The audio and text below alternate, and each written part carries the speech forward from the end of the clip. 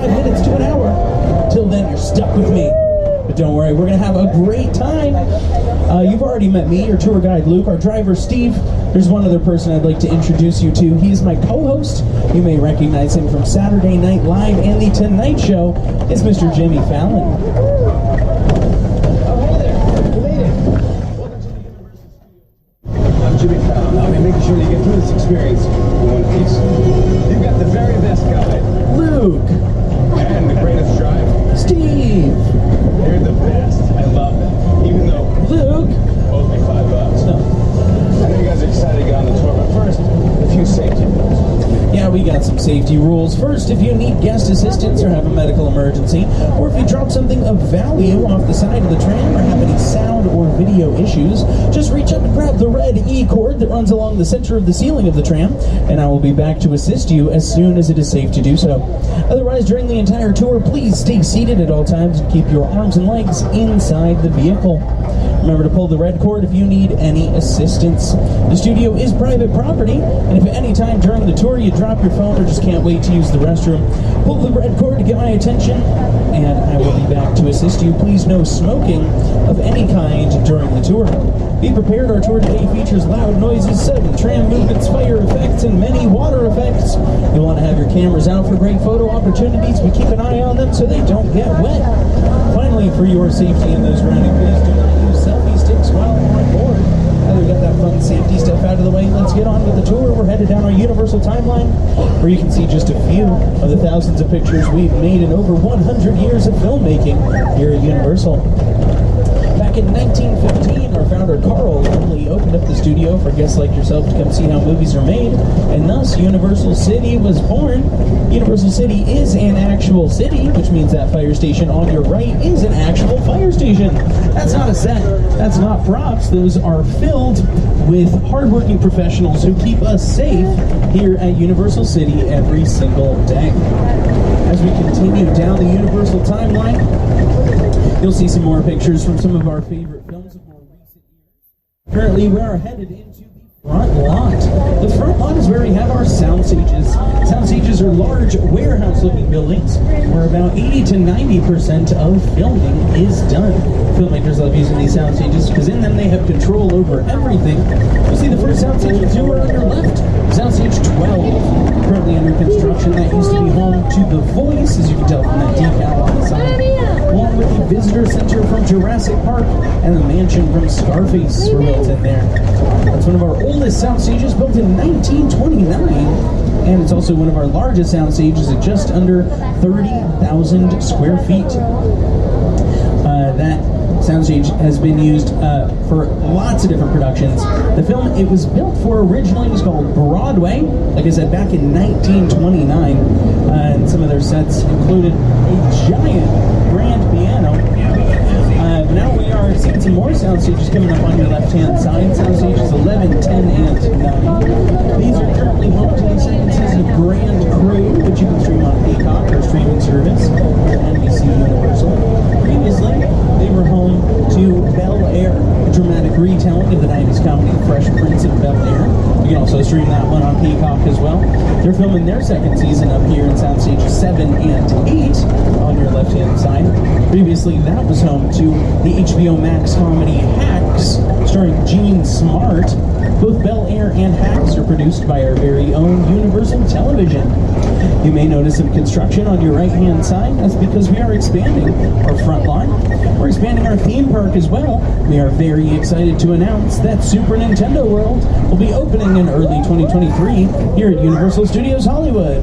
You can find updates about Super Nintendo World on our website and social media accounts. Hope you're very excited about that. I definitely am. To your left-hand side, you'll see some production vehicles here. Just beyond that, we've got another soundstage. This is soundstage 14. Like I said, we do have a lot going on in the lot. It's one of the busiest production studios ever. And so you'll see a lot of production vehicles as we go along. Soundstage 14 up here to our left was Mission Control for Apollo 13 and the Grinch's Mountaintop Lair and How the Grinch Stole Christmas. Not just movies filmed in there though, television as well, like Hacks, Bel Air, Superstore, and the GLAAD award-winning revival seasons of Saved by the Bell, all filmed in there. Now the front lot here is no stranger to television production, as you've seen from all the TV production that's happening now. We've got some more television production coming up. On your right-hand side, at sound stages 16, 17, and 18. These sound stages have been recently home and currently home to the 4th season of Netflix's Never Have I Ever. That stars Maitreyi Ramakrishnan as Davey. It's created by Mindy Kaling and Lang Fisher. They've been filming their 4th season right here to... Up ahead on your right, there's another soundstage, soundstage 19. This one is currently home to the reboot of Quantum Leap. That's a reboot of the 1989 television series starring Scott Bakula. The reboot stars Raymond Lee and Ernie Hudson, and some production is in there in soundstage 19 on our right. They're currently filming up ahead in our Metropolitan set, so I'll point that out a little bit later. Up ahead on your right-hand side is our Bud Westmore building, named after an incomparable makeup artist. This building is currently an active timber mill, where many talented craftsmen and artisans work hard every day to build the sets that go into the sound stages that you've seen here on the line. And on our left-hand side, we have our production bungalows. These bungalows are homes away from home for production companies who work on films before they start filming. It's called pre-production. Some companies that have bungalows here. Dwayne Johnson, 7 Bucks Productions, working on Young Rock. Jordan Peele's Monkey Paw, who's movie Nope, is in theaters right now. And Amy Pascal's Pascal Pictures, who brought you Spider-Man No Way Home. Now up ahead on your left-hand side, you'll see some more sound stages. These are sound stages 25 and 26. Which look a little different from the sound stages you saw earlier, because these are newer. When they were built, they decided to combine those production bungalows with the sound stages, so they put these offices here on the front that you can see, so that pre-production and production can happen at the same time. We call it the production mullet. Business in the front, party in the back. Up ahead on your left-hand side are our Metropolitan sets that I told you about. These sets can substitute for any big city or small town anywhere in the world. There's some production going on in there. Previously, filmmakers that have worked here include Jordan Peele, Elizabeth Banks, Steven Spielberg, and Peter Jackson.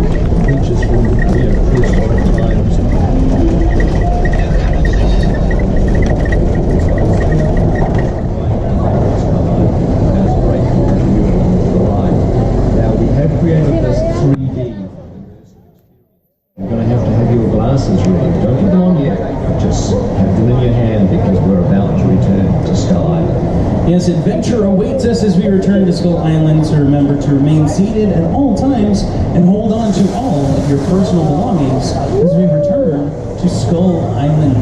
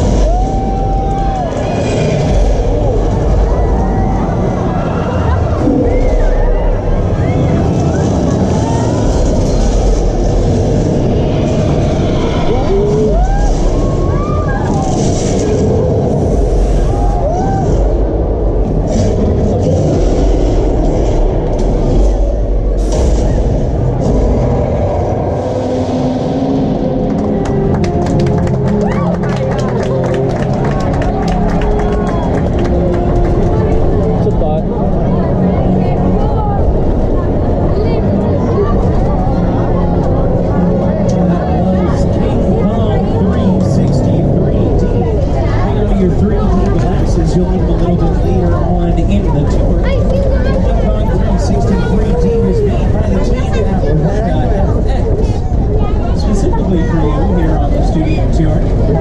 The screens you watch that are 40 feet tall and 180 feet wide, made specifically to hold the train vehicle inside.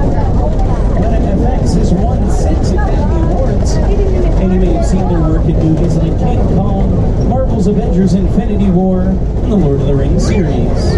With a project like the studio tour, the audience is in the middle of the environment. They're looking in all directions, there's creatures coming at them, they're seeing this T-Rexes from the other side. Looking at the movie, they're always in the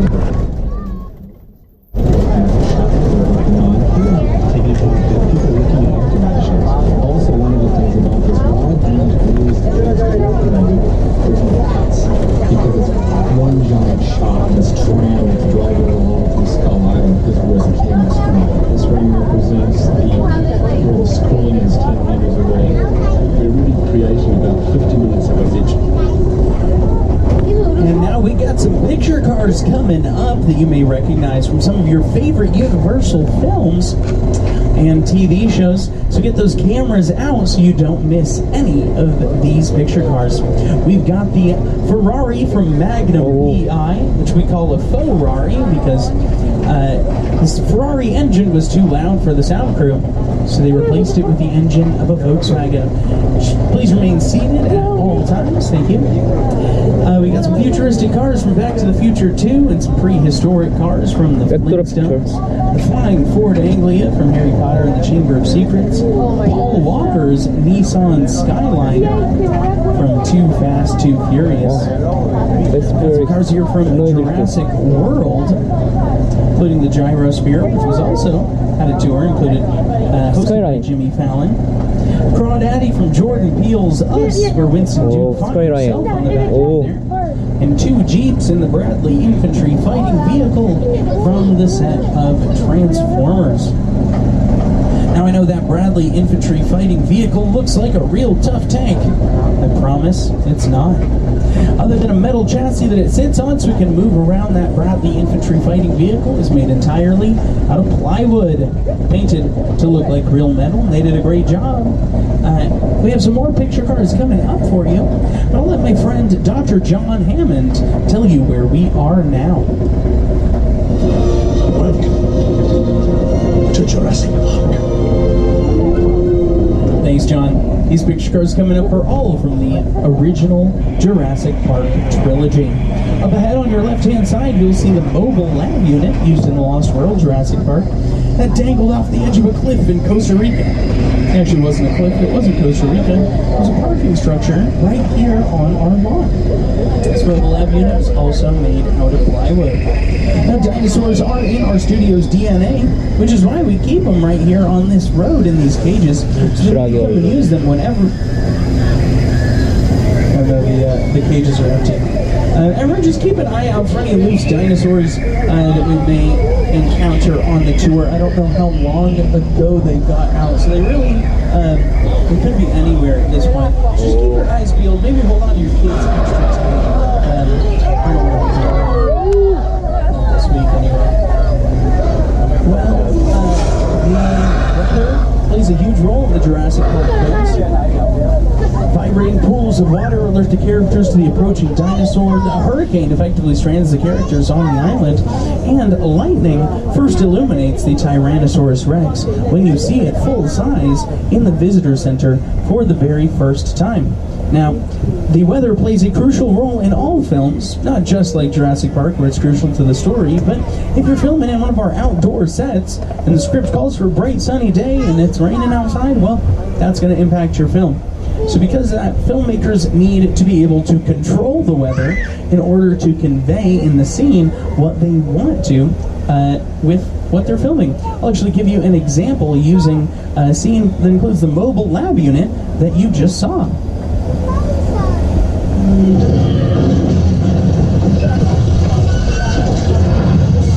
Oh, it's raining.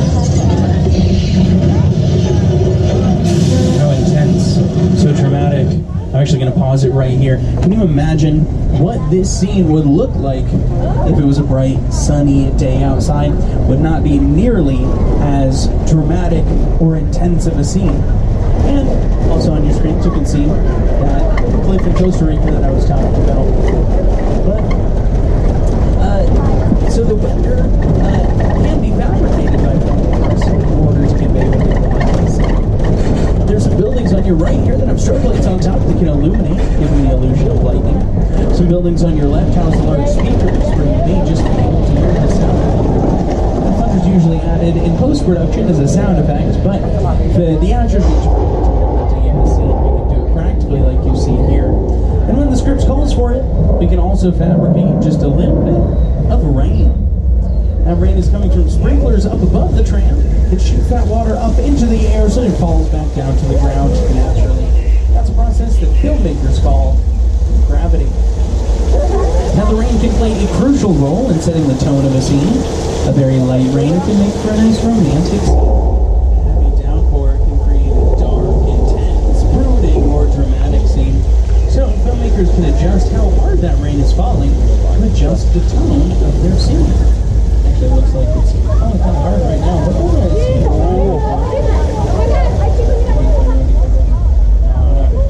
your belongings. You don't want to get washed away in this flash flood.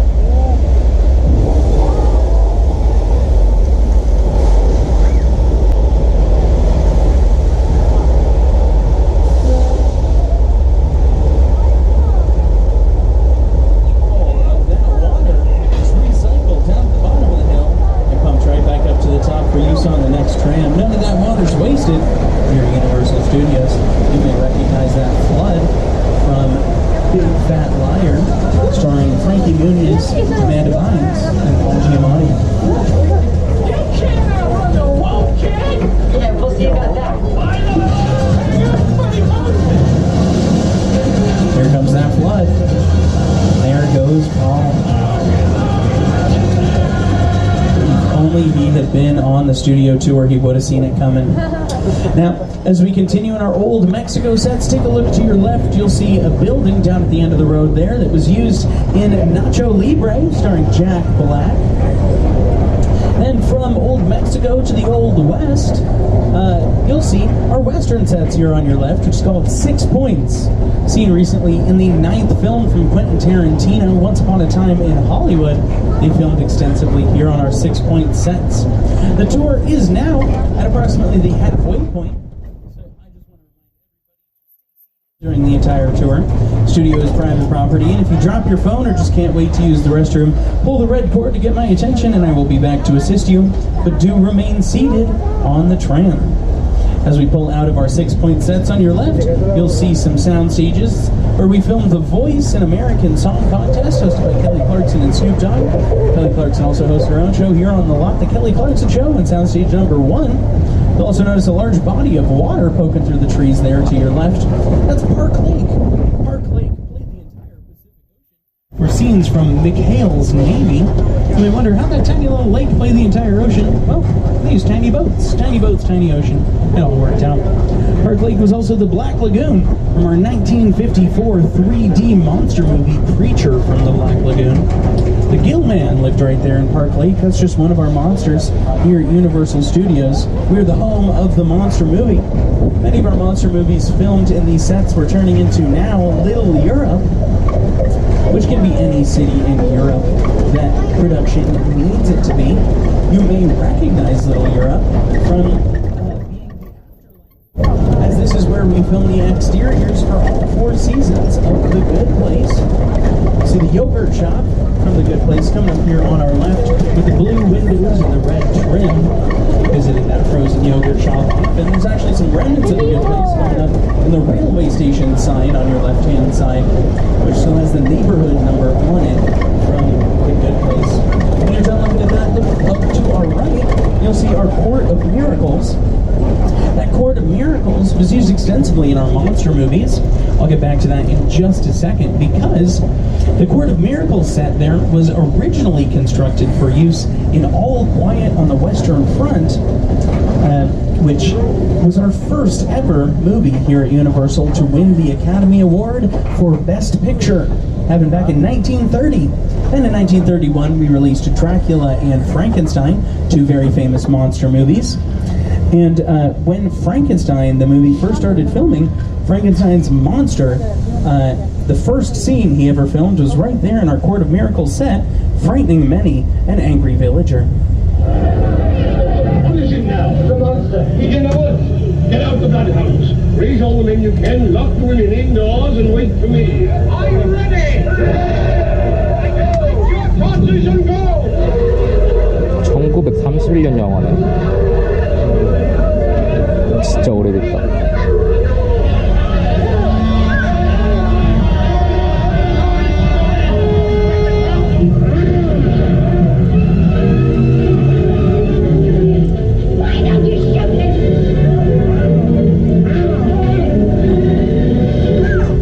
All of that was filmed right here in our Little Europe sets. Here's some more from very prolific filmmakers telling you more about our Universal monsters. When we think of Universal, we think of monsters. Dracula, Frankenstein, Wolfman, Bride of Frankenstein, The Mummy, The Hunchback of Notre Dame, The Invisible Man, Phantom of the Opera. Classic movies. They're just brilliantly made. That Frankenstein image, flathead, balls, it's one of the great icons of the world. That to me was like the essence of the Universal horror film. I was just mesmerized by these movies.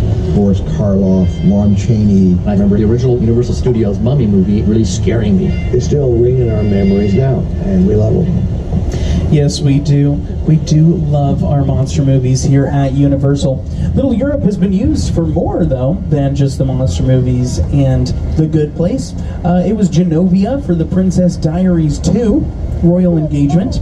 The Mysterious Benedict Society for Disney Plus was here recently filming their second season. If you saw in our Little Europe sets as we passed through some Italian writing on the some of the windows there, that was from the Mysterious Benedict Society. This house on your left-hand side was constructed for Hallmark's Home and Family, seen recently in Bel Air and Never Have I Ever. Currently, we are pulling up to Soundstage 50, or subway station set.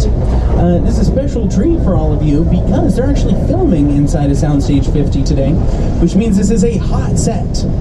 Because this is a hot set, if you drop anything inside of Soundstage 50, I do not have clearance to come get it back for you. So please remain seated at all times and hold on to all of your belongings. This is where filmmakers can come to film instead of shutting down an entire subway station in New York. This one's set up to be San Francisco.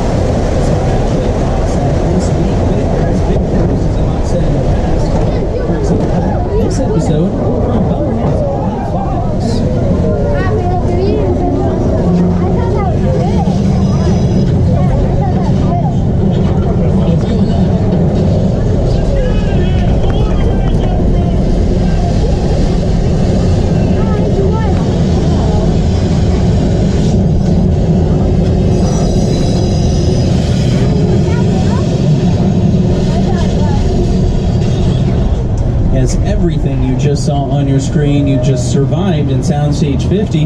Everyone say hello to Andrew's tour. Hi, Andrew.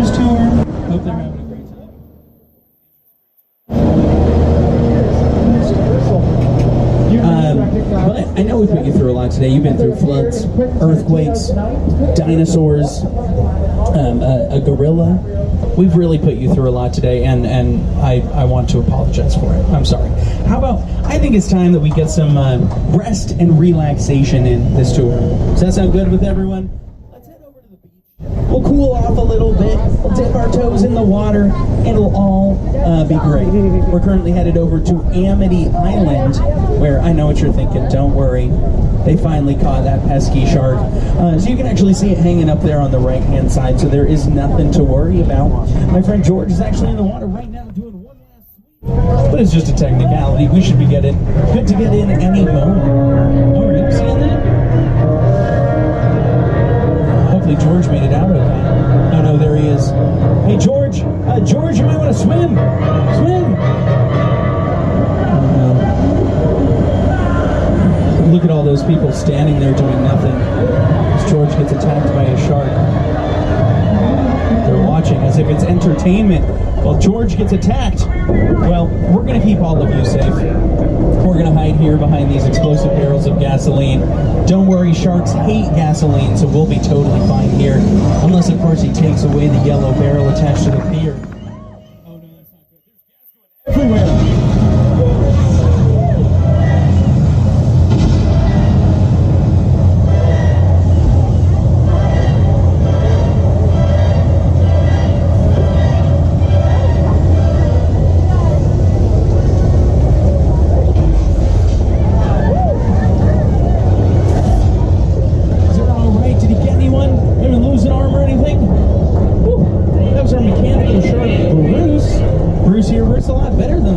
Shark used in the actual filming of Jaws.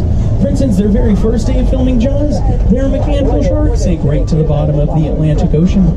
That shark caused so many issues for the production of Jaws, some of the crew nicknamed the movie Flaws. They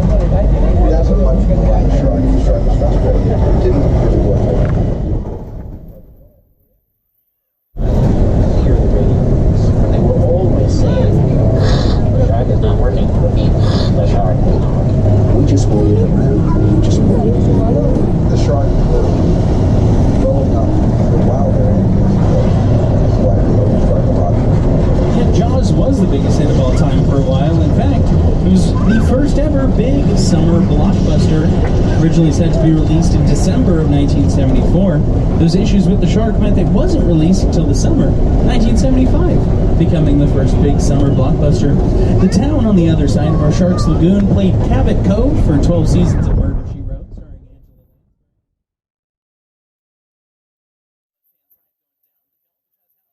Seen on 911, AP Bio Superstore, and Never Have I Ever.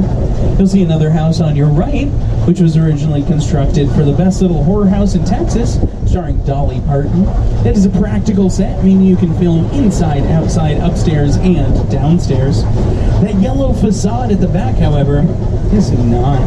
Facade is a French word meaning false front, and I'll give you one guess as to why we call them that.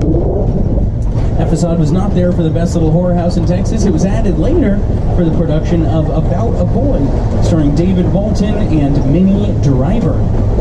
Now we are approximately 15 minutes from the end of the tour, and we'll be returning to the theme park shortly.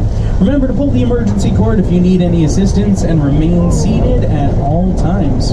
We're currently driving up Wilderness Road, which you might look around and think, it's just a bunch of bushes and trees. Well, you're absolutely right. This is where filmmakers can come to film instead of taking their production all the way out to the middle of nowhere. There's a clearing on your left-hand side where Sandra Bullock and her family made camp for Netflix's Bird Box. This road was also used to flip over a limousine for 911 on Fox, starring Angela Bassett. Now, does anyone remember what a limousine that appeared on television would be called? For you right now, so get those cameras out so that you don't miss any of these. We got the bright yellow Deuce Coupe from American Graffiti, which is right in front of Mr. Bean's Fiat from Mr. Bean's Holiday. You'll probably recognize the Mystery Machine from Scooby-Doo and Dominic Toretto's Black Charger from the Fast and Furious films. I actually got several cars here from the Fast and Furious movies, the franchise. And in the back there, you may spot him. He's a little shy. It's Bumblebee or Transformer. Bumblebee is currently parked next to a police car. That police car plays a Decepticon. Don't worry, they play enemies on screen, but they're good friends when they're not filming. And just as Mary and Crane turned off the highway, so do we turn the corner into the parking lot of the Bates Motel. Now, I don't know about any of you, but I'm feeling real stinky. I could definitely use a shower. Heard there's 12 rooms and 12 vacancies here at the Bates Motel, and getting me a shower should not be difficult. In fact, you'll be able to see one of the oldest still standing sets on the lot. It's the Psycho house up ahead at the top of the hill here. This house originally only had 2 walls. It was only filmed from one angle, so it only had 2 walls. That's all you saw. That's all it needed. The other 2 walls were later added for Psycho 2 and for you right here on the studio tour. Oh no. Looks like Norman Bates is on the porch. He's not a very friendly guy. That's not good. As long as he stays up on the porch, though, we'll be totally fine. Ooh. Anyone? Ooh. That was Norman Bates. That was a close one. We are now in the largest set here on the lot. This is the crash site from War of the Worlds. Now, I'd like to take a quick poll of the tram to see what everybody thinks. Take a look to your left-hand side here. You'll see a plane. This is where the poll comes in. Raise your hand if you think that plane is a real plane. All right. And raise your hand if you think that plane is fake. All right. The results are in. By an overwhelming majority, the winner of that poll didn't vote. But yes, this is a real Boeing 747 that was dismantled and brought here specifically for this set. It was purchased from an airplane graveyard in the Mojave Desert. And it was shipped over here from there. It cost about $2.25 million to purchase it and have it shipped over here. The majority of that was in shipping fees. That's how they get you. Split those shipping fees. Now, it might look like this plane was just kind of torn apart willy-nilly, but actually how it was dismantled was very specific in order to so that it would fit on the back of flatbed trucks as it was shipped from the Mojave Desert to our set here. And how it was dismantled was also so that it would fit under freeway overpasses as it was on its way over here. So they did a great job making it look like it was just torn apart, but it was dismantled very specifically. The plane weighs in at about 375,000 pounds, and this was made just for this set here.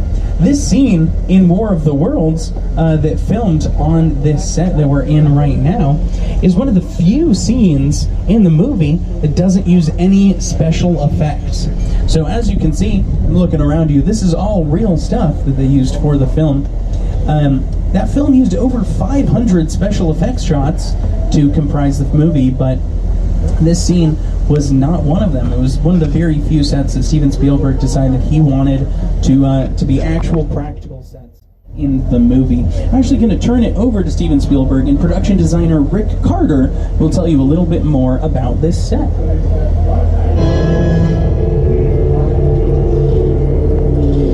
The airplane crash site set is a perfect example of a set that is all designed. All right. It sounds like someone pulled the emergency cord. If you are having a medical emergency, please pull it again. All right. That's not a second pull, so I'm going to continue playing this clip, and we'll see. I'll come back to see what's going on. Sit down and talk about the war. That's why I like to tell right in big movies, because it's just something you don't see. You're doing good. You're doing good. Keep listening. That's it, man. Listen, I want you to close your eyes, okay? Sit down close. Everybody here for the emergency cord? Everybody? No? Okay. Bobby, get in.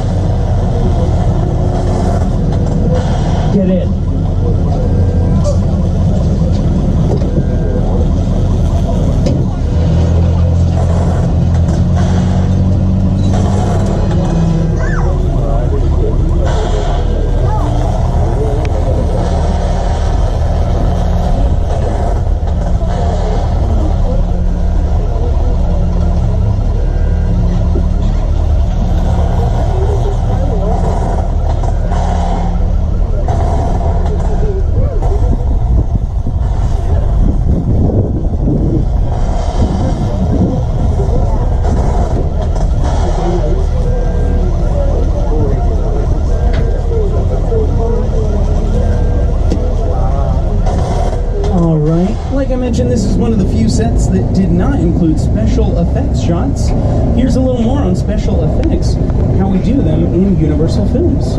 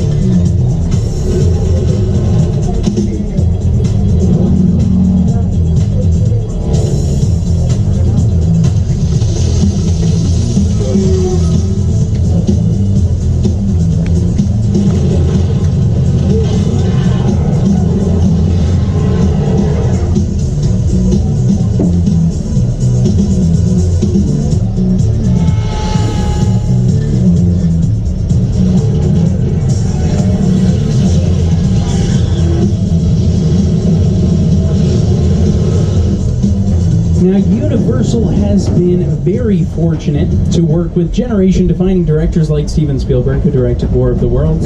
And now we are thrilled to partner with Academy Award winner Jordan Peele on his new film, Nope. We got the actual sets from Jupiter's Claim. Here he is to tell you a little bit more.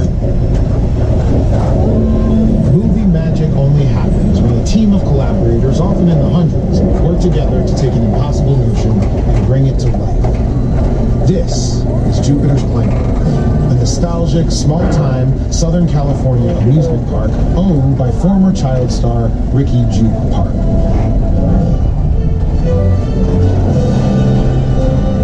Over there, look into the winking well and have your picture taken just like the kids in that old 90s movie Kid Share. That's what this whole place is loosely based on. Remember that one? No? Why? A little further down, you can see the brand new Star Lasso experience. Just to showcase an unbelievable live show. Nothing so live. Anyway, behind this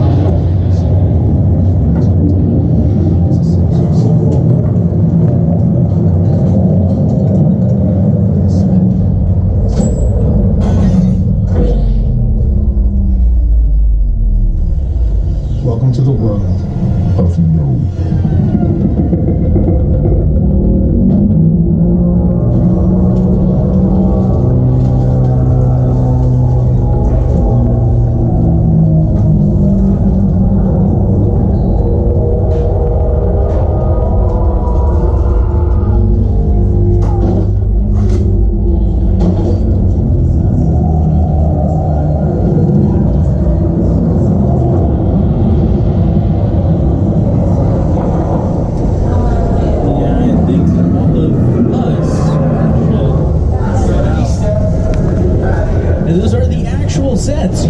In Jordan Peele's film Nope, used in the film by the stars Keke Palmer, Daniel Kaluuya, and Steven Yeun. If you've seen the film, you'll definitely recognize those sets. If you haven't seen it, well, go see it. It's in theaters now, and then you can brag to everyone that you know that you were in the actual sets used in the film.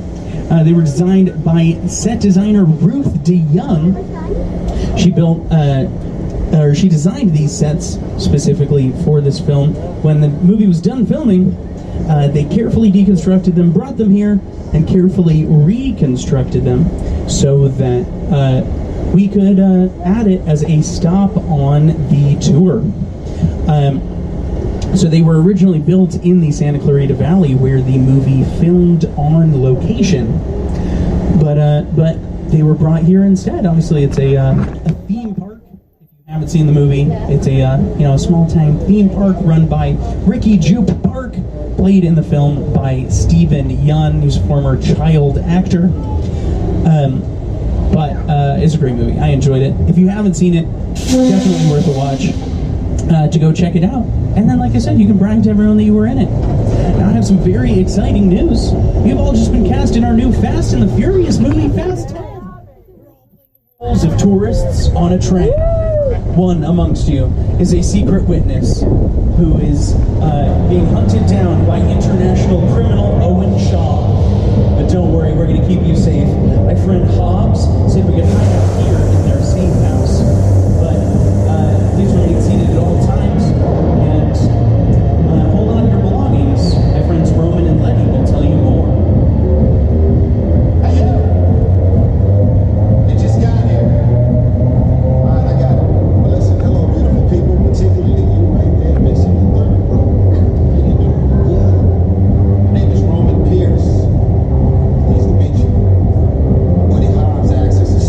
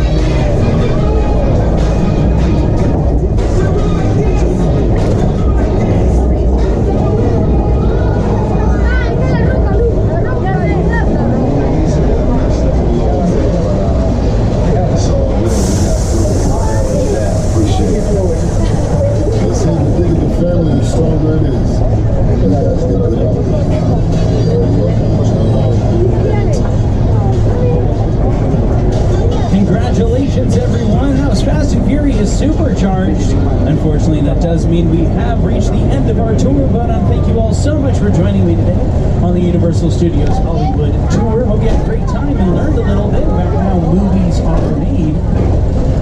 As we head back to the theme park, I want to make sure everyone has downloaded the Universal Studios Hollywood app to get accurate wait times and show times for all your favorite rides, attractions, and shows in the park. I want to give a big special thank you to our pass holders on the tram. If you're not an annual pass holder, you can visit our digital display, see how you can upgrade today's ticket to an annual pass, so you can visit us again and again. If you'd like to purchase any of the titles you saw on the tour today, you can visit uphe.com, visit any one of our retail locations. Once again, thanks so much for coming. My name is Luke, our driver today is Steve, and my co-host Jimmy would like to say goodbye. We've made it to the end of our tour, you guys. How about Luke, Steve, we did the best?